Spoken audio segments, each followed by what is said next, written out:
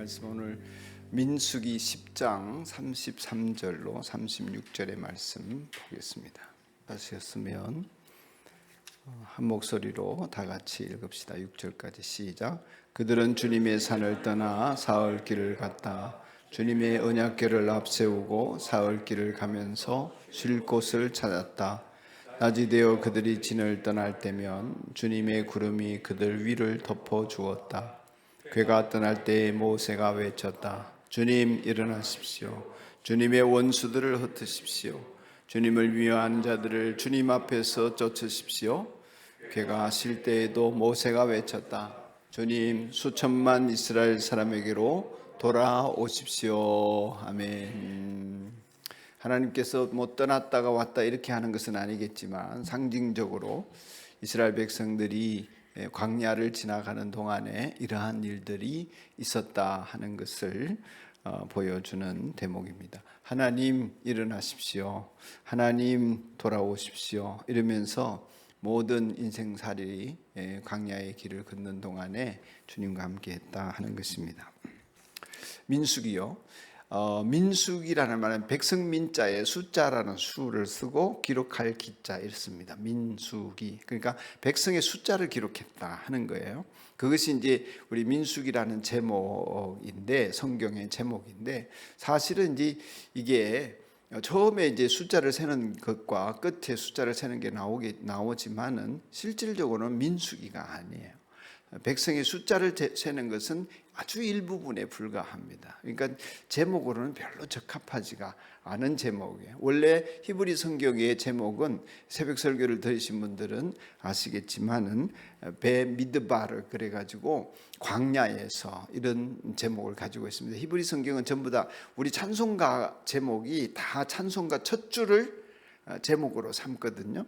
그것처럼 히브리 성경도 다 구약 성경은 그 성경의 첫 글자를 제목으로 삼고 있습니다. 그래서 민수기는 첫 글자가 광야에서예요. 그 제목이 저는 마음에 들어요.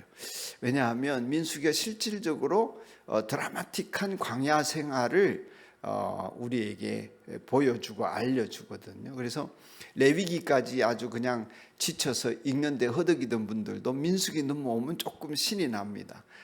흥미진진한 내용들도 많고 그렇기 때문에 민수기는 조금 읽을만 하죠. 간략하게 이제 전체 내용을 좀 요약을 해드리겠습니다. 우선은 가장 먼저 아무래도 인구 조사를 합니다. 이집트에서 나왔으니까 몇 명이나 나왔나 이렇게 되잖아요. 몇 명이나 나왔나 셀 때에 20살 이하는 안 셉니다. 기준이 뭐냐 할 때 이제 민수기부터는 나오는 단어가 하나 있는데 그냐면 하나님의 군대 이런 단어가 나옵니다. 이스라엘을 나의 군대로 취급을 하십니다. 그러니까 군 복무할 수 있고 전쟁을 할 수 있는 사람의 숫자를 셉니다. 인구 조사가 나중에 이제 다윗 시대 가면 인구 조사가 죄가 되거든요. 왜 죄가 되냐면 사람 숫자를 센다는 것 자체가 병력을 계산하는 거예요. 병력을 계산한다는 것 자체가 하나님을 신뢰해야 할 왕이 군대를 의지한다. 이렇게 보이기 때문에 불신앙으로 여겨져서 그래서 이제 다윗이 하나님 앞에 회개하기도 하고 이렇게 되어집니다. 이스라엘의 숫자를 세어보니까 한 60만 명이 조금 넘죠. 60만 3,550명. 그러니까 20세 이상으로 칼을 들거나 창을 뺄 수 있는 그런 사람의 숫자였습니다. 그리고 그 숫자에는 레위 지파가 빠집니다. 그리고 레위 지파의 얘기가 무라리 자손, 고핫 자손 그리고 게르손 자손이 무슨 임무를 맡았는가 이런 얘기들이 3장과 4장에 걸쳐서 나오고 그 임무와 역할을 쭉 분담을 해줍니다. 그리고 이제 6장에 나실인 얘기가 나와요. 여러분 좀 주목해서 보실 필요가 있는 내용이고 그래서 성막 봉헌을 한 다음에 시내산에서 성막을 지었잖아요. 그래서 그것을 봉헌한 다음에 이제 하나님 앞에 성막을 중심으로 한 군대를 편성을 하고 진영을 편성을 하고 드디어 1년 동안 있었던 시내 광야를 떠나서 이동을 하게 됩니다. 이게 이제 바란 광야라는 곳으로 나가게 돼요. 처음으로 이스라엘이 이동을 하게 되고 하나님의 인도하심을 받으면서 움직이는 얘기가 11장 이하에서 나옵니다. 그래서 조금 가다가 이제 가나안 입구니까 정탐꾼을 보내요. 여호수아와 갈렙이 얘기가 나오는 12명의 정탐꾼을 이스라엘에게 보냈다, 이런 얘기가 13장에서 나옵니다. 그리고 이제 요단강을 건너가면 되는데 거기서 멈추게 되죠. 그로부터 이제 시련이 시작됩니다. 정탐꾼들이 믿음으로 반응하지 못했기 때문에 그곳에 들어가면 다 죽는다 하고 불평과 원망을 쏟아내게 됩니다. 그래서 정탐한 날 40일을 한 날을 1년으로 계산해서 40년을 돌아다니게 됩니다. 그 40년이 그렇게 불평하고 원망했던 20살 이상의 하나님의 군대들이 다 광야에서 죽는 횟수예요. 그렇게 불평했던 사람은 아무도 가나안 땅에 못 들어간다. 그래서 그 당시에 19 이하의 사람들이 나중에 60이 되었을 때에 가나안을 들어가게 되는 것입니다. 그러니까 이런 불평과 원망 속에서 불뱀에 물리기도 하고 뭐 별일들이 다, 사건들이 다 생기죠. 이제 그런 속에서 고라나 다단이나 뭐 이런 사람들이 반역하는 얘기. 그래서 뭐 땅이 열려 가지고 사람들이 삼켜지고 뭐 이런 일들.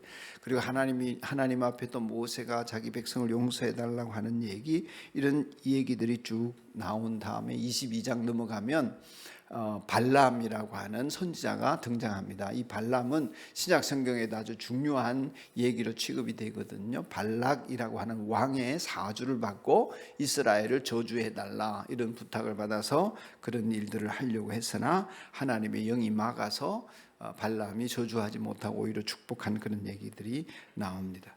그리고 이제 쭉 넘어가서 26장에 가면 두 번째 인구 조사를 하게 되죠. 오랜 세월이 지나서 40년이 넘어간 세월이 지났는데 두 번째 인구 조사를 했는데 인구가 좀 늘어야 되잖아요. 근데 늘지 않습니다. 광야가 워낙 척박하고 어려워서 그런지 거의 인구가 늘어나지 않아요. 오히려 1800명, 1820명 정도가 줄어듭니다. 그리고 미디안과 전투하고 뭐 이런, 마지막에 이제 또 나오는 중요한 얘기가 32장 넘어가면 르우벤, 갓, 므낫세 반지파가 요단 동쪽, 지금의 이제 요르단이라고 하는 나라 그 지역을 자기들에게 달라, 이래서 두 지파 반이 요르단강 동편에 남고 요르단강을 건너서 가나안 땅, 하나님의 약속의 땅으로 들어가는 사람들은 이제 9지파 반이 들어가게 되는 것입니다. 그것이 이제 가나안 광야의 노정기의 전반적인 내용이고, 또 하나 이제 민수기에서 중요하게 보셔야 되는 내용이 도피성 얘기가 나옵니다.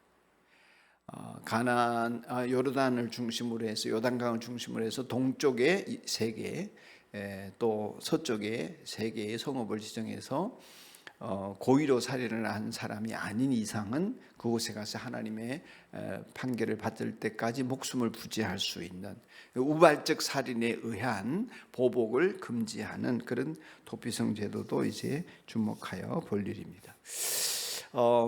이러한 내용의 민수기를 통하여서 우리가 핵심적인 주제를 몇 가지 좀 꼽고 또 생각하면서 성경을 읽어 나가시면 좋겠습니다. 민수기의 원래 이름이 광야다 그랬죠. 광야에서 무슨 일이 일어나고 있다고 보십니까? 40년의 세월 동안에 하나님의 백성들로서 이 이스라엘이 연단과 훈련을 통해 믿음을 길러가고 하나님과 함께 살아가는 법을 배우는 시간들을 겪는 것이 민수기의 내용입니다. 그야말로 훈련이에요. 선민 훈련, 하나님의 백성의 훈련, 거룩한 백성이 되는 훈련입니다. 레위기에서는 하나님의 백성으로서의 삶에 대한 여러 가지 율법과 규정들을 듣잖아요. 근데 들었다고 사라지는 것은 아니잖아요. 여러분이 안다고 아는 대로 살지 않잖아요. 알지만 행동과 습관은 다 그 아는 대로 못 하잖아요. 그래서 필요한 것이 훈련입니다. 연습입니다. 인생을 어릴 때에 유치원에서 다 배웠는데 그것을 실제로 연습을 얼마나 가정에서 시키느냐에 따라서 아이들이 봉사도 잘하고 인사도 잘하고 감사도 잘하고 이런 사람이 될 수 있고, 그런데 아는데 그 연습이 안 되고 부모가 그냥 방치하면 어디 갔어도 감사도 안 하고 봉사도 안 하고 인사도 안 하고 싸가지 없고 이런 아이가 되어버리고 마는데, 몰랐어가 아니라 연습이 안 되었어. 그것은 어릴 때 연습을 해야 하는 일이거든요. 근데 그것이 안 되면 커서는 이제 하기도 뻘쭘하고 자기 성질대로 그냥 사는 게 익숙하고 제 버릇대로 그냥 사는 것이 편안하니까 살다가 보면 날이 갈수록 사람들에게 미움도 받고 사회에 적응도 안 되고 뭐 여러 가지 부작용도 생기고 이렇게 되어지게 되는 것처럼, 하나님의 백성으로서 이제 이 가나안에 들어가기 전에 제사장 나라가 되는 훈련, 거룩한 백성으로 사는 버릇들, 아침 저녁으로 제사를 드리는 이러한 과정을 통하여서 늘 하나님과 함께 해도 불편하지 않는 사람들이 되어지는 것. 여러분, 많은 경우에 그리스도인으로 살아가면서도요, 예배를 드리거나 뭐 목장 모임도 하는데 하나님이 불편한 사람이 있어요. 하나님이 여전히 하나님 말씀을 들으면 자꾸 자기를 괴롭히는 것 같고 자기에게 무언가를 해라고 자꾸 요구하는 것 같아요. 그게 광야에서의 이스라엘 백성들이었습니다. 그래서 어떻게 말하냐면은 이집트에 살던 삶이 더 좋았다. 매장지가 없어서 우리를 여기까지 끌고 왔느냐. 뭐 하루에 뭐 백수십 명씩 주고 가는 것은 사실이니까요. 이 숫자가 많다가 보니까 그렇게 수도 없이 매장을 해야 되고 주고 가는 상황 속에서 그들의 괴로움은 맛있는 거 못 먹고, 노예지만 고기라도 가끔 먹었는데 그것도 없고, 이런 상황 속에서 불평과 원망이 이어지게 되는 것이죠. 그러니까 불평과 원망을 하다 보니 하나님 말씀대로 사는 것도 역시 싫은 거예요. 그것이 부담스러운 거예요. 여러분, 하나님께서 여러분에게 구원을 주시고 죄와 사망의 권세로부터 자유함을 주셨는데 그 자유함을 누리는 데는 미숙하고 세상살이에는 익숙하고, 그렇게 되면 어떻게 됩니까? 미숙한 하나님과 더불어 살아가는 것은 불편하기 때문에 자꾸 부담스러워하고 저쪽으로 가가지고 세상에서 내가 편하고 익숙한 대로 살아가려고 하는 그 옛버릇들이 그냥 그대로 유지가 되어지는 것이죠. 그것이 이스라엘 백성들의 모습이었습니다. 하나님과 더불어 살아가는 것이 나중에는 불편하다 그렇게 불평과 원망을 쏟아내는 것이죠.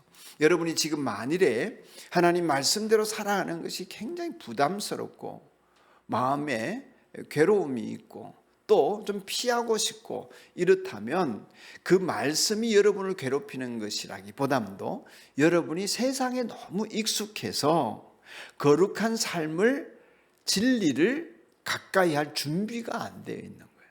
그런 버릇이나 연습이 안 되어 있는 거예요. 하나님의 말씀이 잘못되어서 여러분을 힘들게 하는 것이 아니라 여러분이 세상과 하나님과 멀어져 있기 때문에 진리와 멀리 있어서 거짓된 인생을 살아가는 것이 편하게 여겨지는 것이지, 하나님을 가까이 하면 하나님은 우리에게 인생을 살아가는 가장 평안과 자유와 기쁨과 복락을 허락하시는 분이시다. 여러분이 경험으로 알게 되기를 축복해요. 그것이 그리스도 안에 있는 놀라운 은혜인데 거기까지를 못 가는 거예요. 무엇이 방해합니까? 육체가. 민수기식으로 얘기하면 이스라엘이 이집트에서 살았던 노예 생활의 경험이 방해하는 거예요. 그 노예가 차라리 더 낫다 이렇게 생각하는 거예요. 여러분이 혹시라도 마귀와 짝하고 죄와 짝하고 죽음의 두려움 속에서 세상살이에서 살아가는 것이 난 차라리 그게 낫다, 하나님을 가까이 하는 것은 불편하고 힘들고 부담스럽고, 여러분 그렇다면 여러분 자신의 인생을 하나님 앞에 선택을 해야 합니다. 어떻게 살 것인가 결정을 해야 돼요. 돌아서기를 축복합니다. 광야에서 그 연단을 받아야 돼요. 힘들더라도. 민수기를 읽으면서 그 은혜를 보십시오. 타산지석을 삼아야 돼요. 이스라엘은 다 망하는 길을 가거든요. 여러분, 성경은 믿음으로 성공한 기사가 없어요. 별로. 다 망한 얘기예요. 하나님 배반하고 실패한 얘기예요. 몇몇 사람 그저 성공한 사람이 있고 하나님 앞에 복받은 사람이 있지, 많은 경우는 실패한 얘기예요. 그게 내 얘기예요. 그래서 우리는 이게 타산지석이 되어서 신약으로 넘어와 가지고 이들은 성령을 못 받았고 예수 그리스도의 십자가 없어서 그랬지만 우리는 그렇지 않잖아요. 그래서 타산지석 삼아서 이기는 삶을 살게 되기를 축복합니다. 한 가지만 더 말씀을 드리면 이 민수기의 놀라운 은혜 중에 하나는 그런 거예요. 제가 학영삼 시간에 우리 청년들에게도 얘기했지만 이스라엘이 지금 광야에 있어요. 그래서 책 제목도 광야에서라고 했잖아요. 그런데 어떤 사람은 아직 광야가 앞에 있는 사람이 있어요.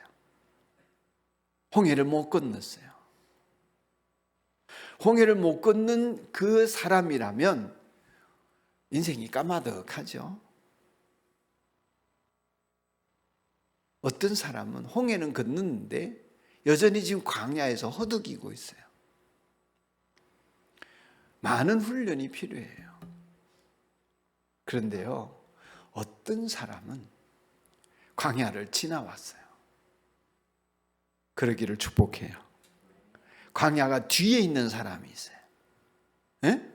하나님의 약속 안에 들어가 있고 가나안 복지 안에 들어가 있고 하나님의 약속을 성취하며 살고 하나님과 동행하며 자유와 평강과 행복과 하나님이 주신 은혜와 그 소망을 얻어 누리는 것이 너무 즐겁고 그 안에 살아가는 사람이 있어요.